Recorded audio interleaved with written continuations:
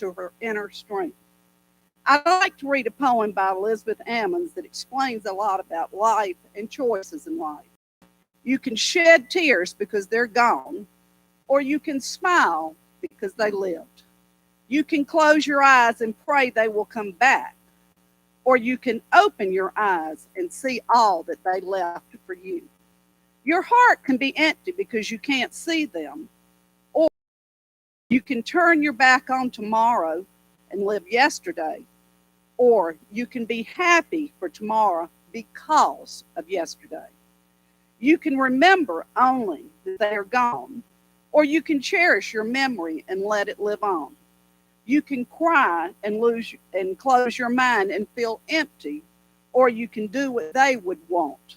Smile, open your heart, love, and go on. There's a Chinese proverb that depicts Barbara. He who plants happiness. Barbara was a happy person. I pray for friends and family to comfort each of you, faith to uphold you, and loving memories of Barbara to carry you through. We've each been blessed with the joy to have had Barbara in our lives. I challenge you to go forth and plant your own garden and plant your own happiness. Barbara planted happiness here on earth. She will continue her efforts in heaven, where others will be blessed with her friendship, flowers, and love. Thank you.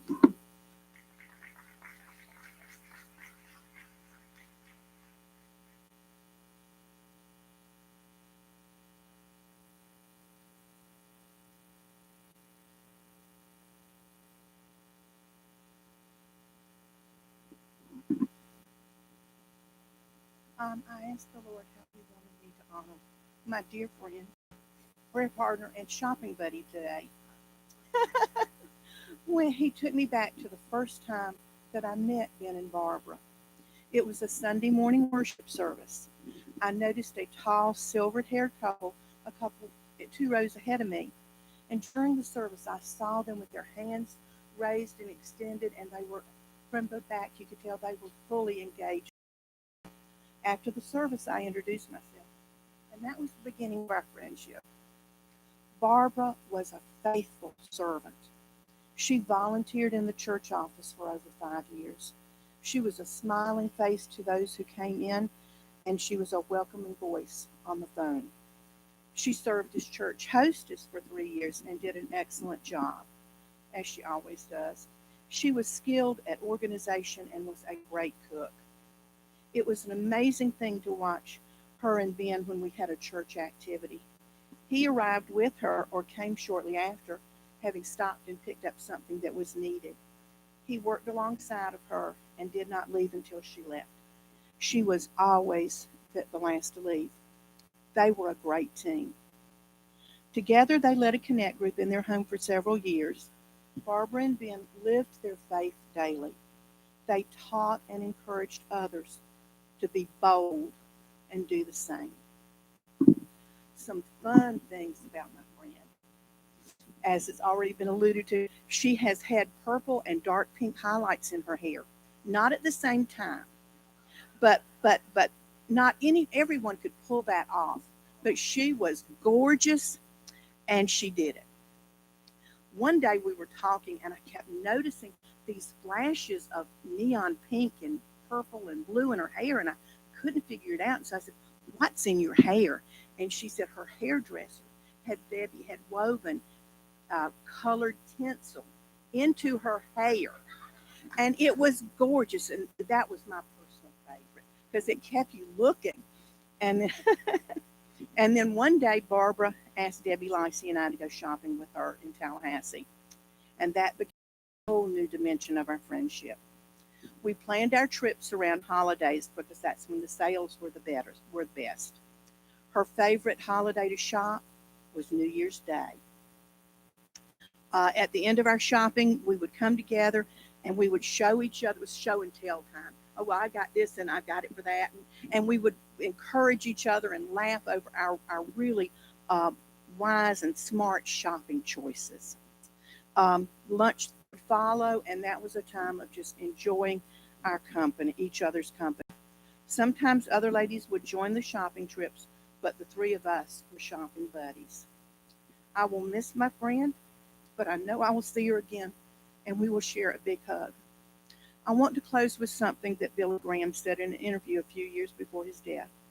Someday you will hear or read that Billy Graham is dead. Don't you believe a word of it. I shall be more alive then than I am now. I will just have changed my address.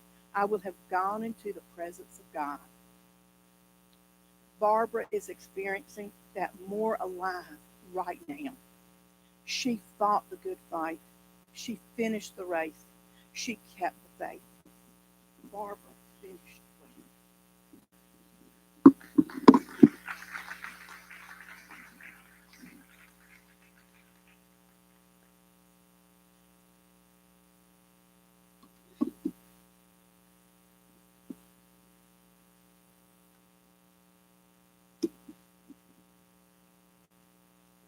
Okay, so for those of you that don't know me, my name is Diana, and Barbara and I shared a very special connection. I began discipling with her over 5 years ago. And at that time, I was new to the New Covenant Church where she was serving, and I was new to discipleship. Really was just jumping in. And what drew me to Barbara was just her strength, and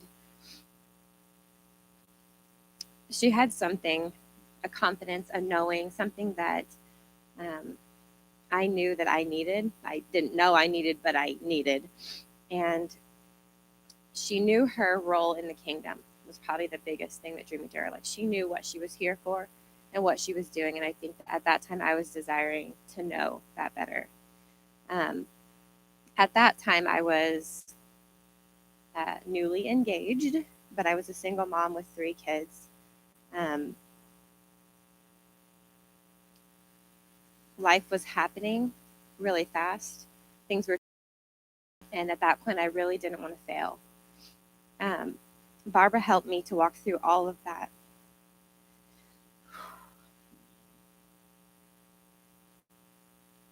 She was by my side through the love and the joy and even the painful and the heartache times.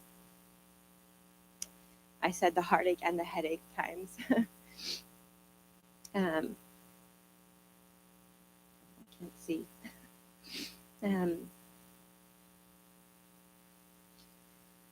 So no matter how busy life got, Barbara and I always made time to be together.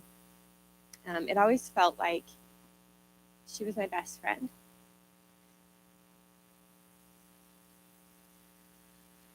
Like, when we got together, it was like, oh my gosh, I get to see you, Barbara. I'm so excited.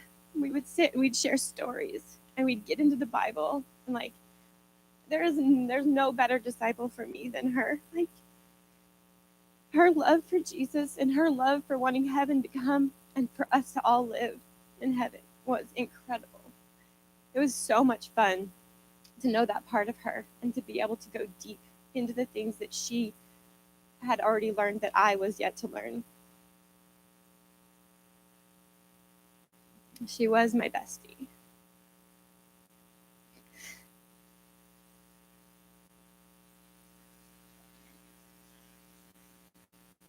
I learned really quickly. She had 30 more years on this earth than I did. And so I learned to close my mouth and listen because I knew the stuff that she was saying I was going to need one day.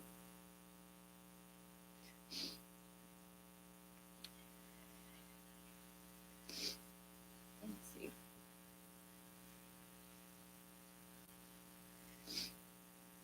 I remember telling her once, we were talking, she was just listening to me kind of talk about getting engaged and planning a wedding and work and all this stuff. And she says, I said the words, okay, yeah, I'll do that when life calms down. And I remember the look on her face. This is like, she knew something that I didn't know, you know? And if you were to, like, I didn't realize that story until, like, I reflected on everything. And it was like, she didn't even say anything. She just kind of looked at me like, yeah, when you're getting married and when life calms down.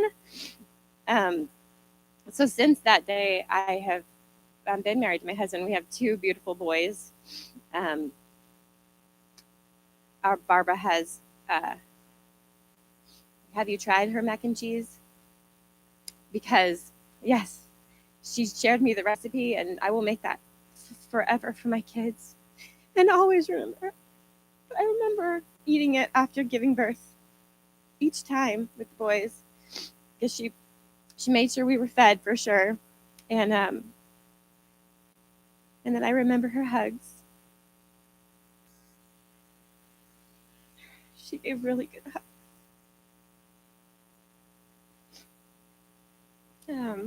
But the best thing is how God matched us. And this is a perfect, I'm going to close with this, but this is my style of doing things. And Barbara always had like perfect little notebooks that had scriptures, and they were so pretty. And she had her handwriting on there, and she had like her notes on there, and she kept them all organized.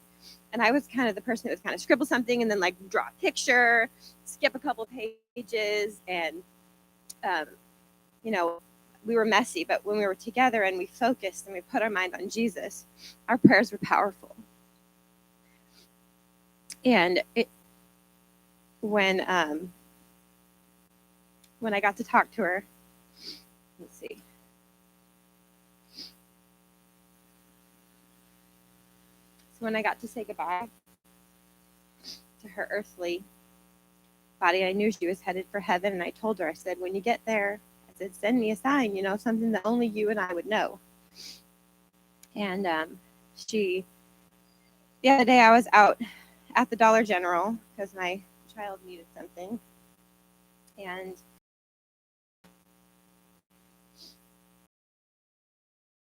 her grandchildren, I know how much she loved all of you. But I heard all your stories and all her children. I know, because that's all she talked about. And this notebook popped out on the shelf, and I just bought it. I didn't realize then what it meant now, but on my way here, I just heard a little voice that said, oh, don't forget the notebook. There's nothing in this notebook for the speech. But I know she wanted today to be a happy day. And for all the children, I know that sometimes it's going to feel like a storm, and you're going to cry, and it's going to feel dark or sad. But there is a rainbow at the end, and that is your grandma. And just remember that she wants you to have those happy moments and those happy memories, and to treasure those happy memories. Okay? All right.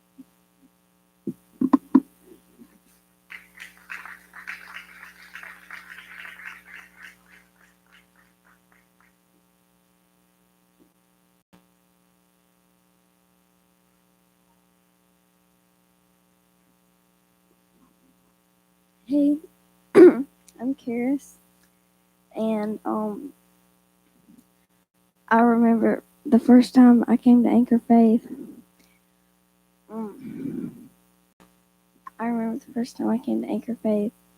I saw Mr. Van and Miss Barbara, and I just wanted to meet them so bad.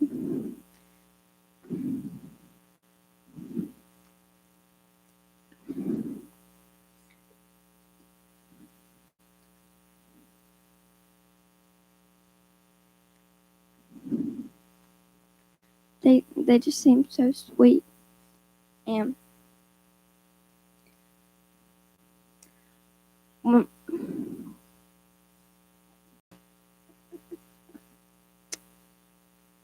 I'll tell you my story about it. All of a sudden, this little girl was coming up hugging me. And I didn't know. Didn't even know her parents, because I don't remember some of these things. I don't remember all these things at times, people's names and stuff. I just knew this little, wonderful little girl started hugging me. And about 2 or 3 months ago, she started hugging Barbara. And so what we decided is that we would be her adopted grandparents. And that's what we became. And I just thank the Lord for the love and the kindness that she has given us. It was just love and kindness, and we didn't do anything to get it. and it came from you. Thank you. We love you.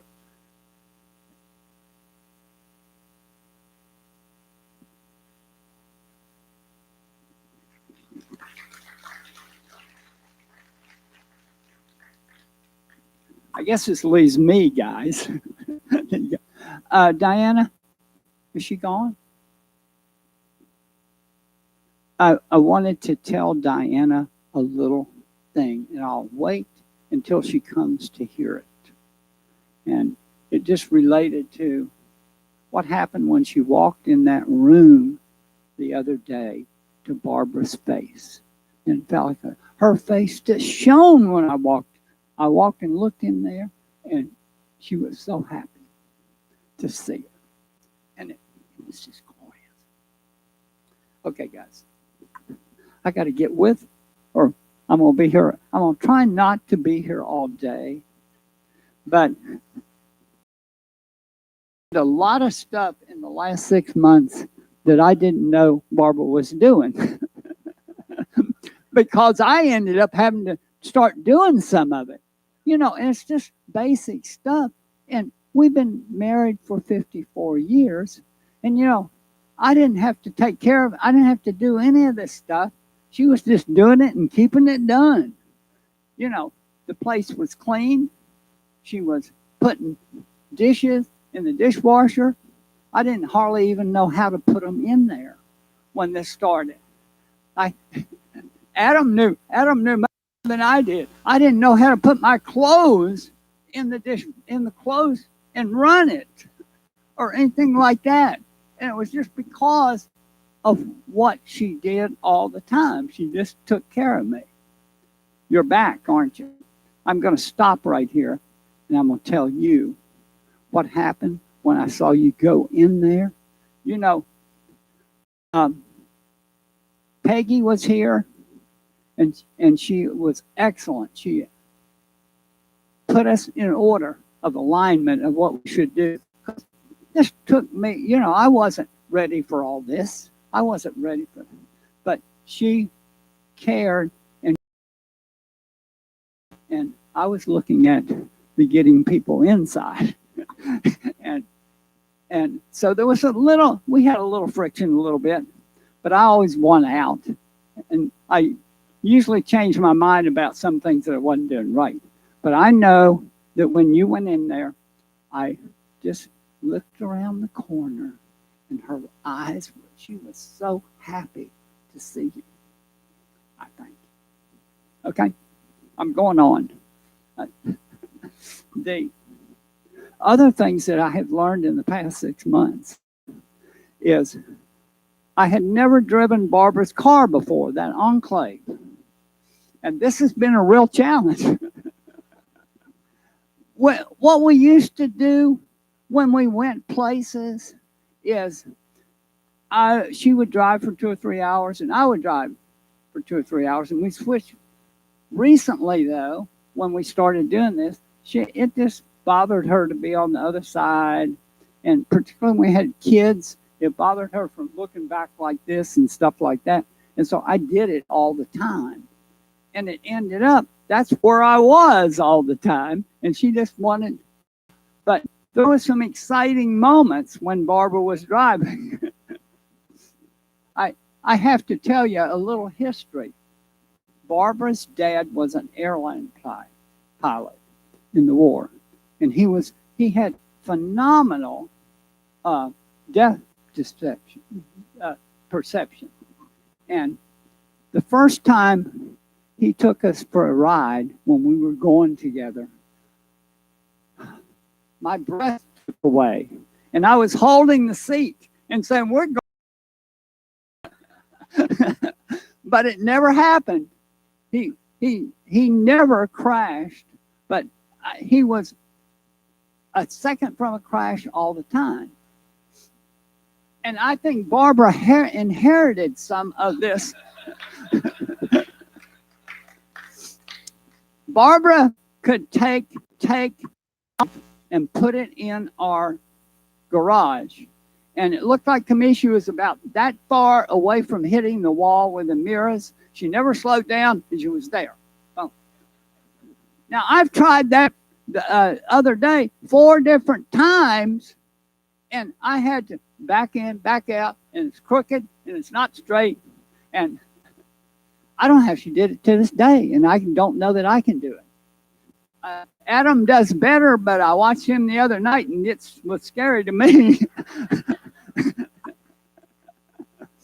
But, you know, I just praise the Lord for where she is and what she's doing. Kath, I'm going to tell a couple things on you, because what you told me, just in a short summary thing, was really funny. One of the things she told me is that Barbara loved both flowers and weeds, and what that relates to is they were always down. She was always down there getting the weeds out of the flower gardens and taking Adam and I down there. One time that I heard of lately from Adam is that she had taken him down there and he broke some sort of water main or something like that. And the water was spraying up like that, and there were people coming, and he was afraid he'd done something real bad, but I think it ended up okay by the end of that.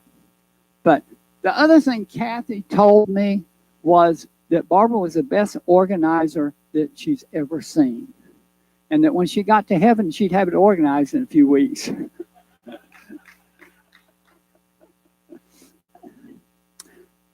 I'm not going to be here all day, but I just want you guys, I have to tell a tale that kids told me, and I think it was Hillary, that I had forgotten. I am very good at clapping my hands together and killing flies. This way. You can't do it that way. You got to do this way. Because they fly up, they fly sideways. Anyway, Barbara made wedding cakes. You probably already had the idea here. and there was she was about finished with a wedding cake, and there was a fly there for me to kill. And so I killed the fly, just like I normally do. However, there was a group of plates sitting over here. My one hand hit that plate and fell down on the top of the pie. And Barbara told the kids she came closer to divorcing me that day than ever before.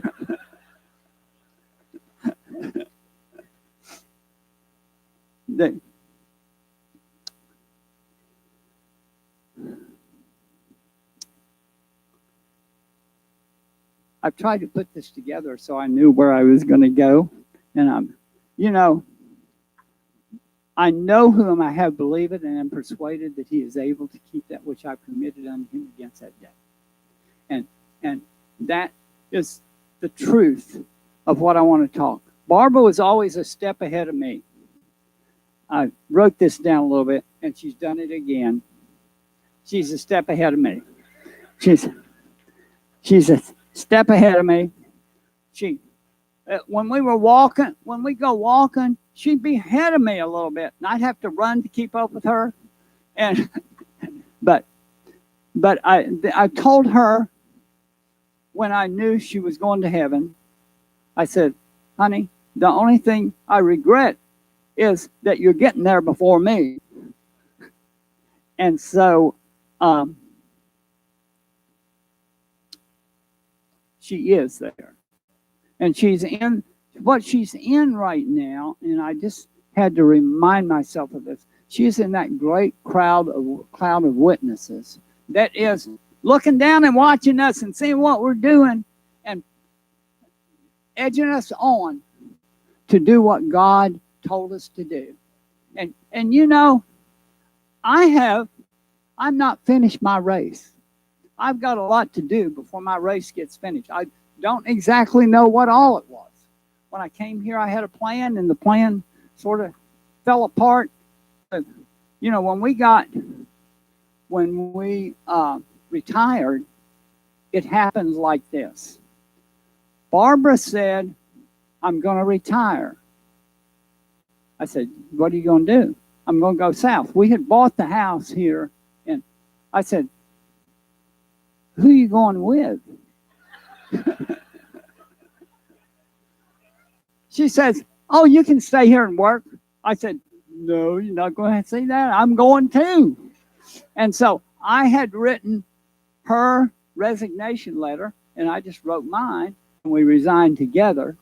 And that's, I was not going to let her come down here without me. She would have too much fun, and I'd still be home working. And I just thank the Lord. I thank the Lord for there is in this room 2 people that we never met until years later in the covenant. We never knew this, that actually sold us our house. When we bought our house, we came down here because I played tennis with a guy that was a realtor, and he called Herndon, and they prepared. This wasn't in mine. They prepared we were flying to Orlando from Baltimore because Katie and the boys, and they were in Orlando. And it cost $100 in those days, guys, to fly from Baltimore to Orlando. As long as you didn't get stopped in Alabama and have to wait 5 hours for them to get a plane fixed, it was pretty good. So we flew down. The next time we flew down, we just ran. I had played tennis in college, and I wasn't there. I just didn't learn. My coach, I walked into the president's office. And we didn't have a lot of money. My mom and dad were missionaries to Kentucky, southeastern Kentucky. And I wanted to go to college. And I just walked in, and he gave me a college scholarship. And we had a work program. And what I was doing is I was filing slides for the art professor. And he looked at me one day and he said, Ben, you look athletic. Why don't you come play tennis? So I started playing tennis. Mom and Dad didn't like this because they didn't like me walking home in shorts. And that was not what I should be doing. But anyway, to get past this story a little bit, we used to come down every spring when we had spring vacation. We would come to Alabama, and we would come over here to Valdosta, and then we'd go down to Florida and play tennis with a tennis team. We were really bad. We went to Davison, and I don't think we won hardly a point. But the guy was real good at getting us set up. So that's how I knew about Valdosta. And that's how we ended up coming up here, because we didn't really want to buy down in Orlando, and it was too expensive in that day. And so we just came up to Valdosta, and we went around with a representative from Herndon, and I found her card. I forget what her name was. I found her card in one of the things we were going through. And we just looked at 5, 6, 7 houses or something. Then we went home, and the Spirit of the Lord told us to buy the house we bought right now. And we bought that house. And we just thanked the Lord. But we had no idea who we bought it from. And I'm not going to have them stand up as they're present here today, that not till years and years later did we understand that we had bought the house. Because we went home, signed it over to Herndon, and they rented it. I'm ending this story, guys. This is one of the things that I did so much that it really bugged Barbara. When I got to talking about things and this went on and on and on and on, she'd say, Ben, shut up.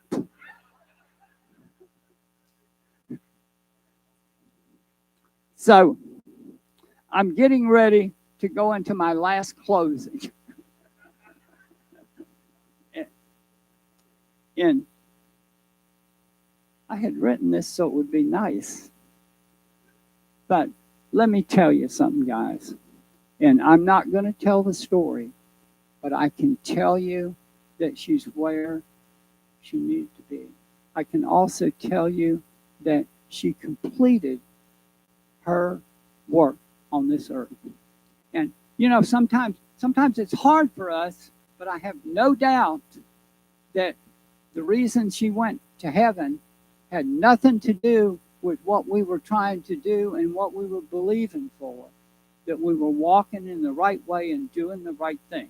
And you know, some people say that's a big cop out. I don't think it was. I think she had just finished her race. Like Paul had said, I'm finished, I'm poured out. I finished my race. I walked my course. I finished, and therefore is laid up for me. I want, with me, to press on because I obviously haven't finished my race. And I want to go, and I want to be able to hear what she's probably already heard, I think. I might, if my theology is wrong, you can come up and correct me. Well done. That's what I want. Anyway, guys, I want you to be happy and rejoice. She's where she would not come. If I could bring her back, I wouldn't bring her back. And I just praise the Lord for where she is. Now, I want to do one other thing, guys. I want to tell you this. And this is my dad in me. It would be, my dad talked to anybody that he could about Jesus the whole life. I'm going to tell one more story about him. When they had camps. They did a work a lot like Chris does during the time when they could go into the schools and they dismiss classes and bring all the kids in, and he'd preach to them or teach them or do whatever he wanted to. And when those kids would learn 200 verses and say them to somebody, and they'd come a week free to a camp. And we'd see all kinds of salvations in those things. And so my dad, anything that moved, he would go over and tell them about Jesus and invite them to be a Christian. And I tell this one incident that I've told, and I'm not sure it's really even true, but I've told it a couple of times. I will tell it to you. I told it at his funeral. Is Dad and I went shopping, and Mom was a pretty good shopper too, and we were bored all the time when we went shopping, and we'd find a place to sit like I did with Barbara, but this one time I was sitting down and Dad was walking around, and Dad came up excited to me. He said, "See that man over there? He's ready." That was a woman over there. She's ready to accept Jesus. Why don't you go over and talk to her? And I looked over there. I said, "Dad, that's a mannequin."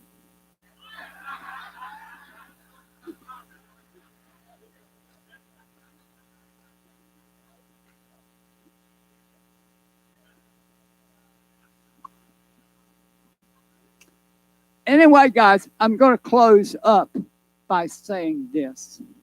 If my dad was here, he would be real sorrowful if I didn't invite you, if you don't know Jesus, or if you need to come back or do anything that you.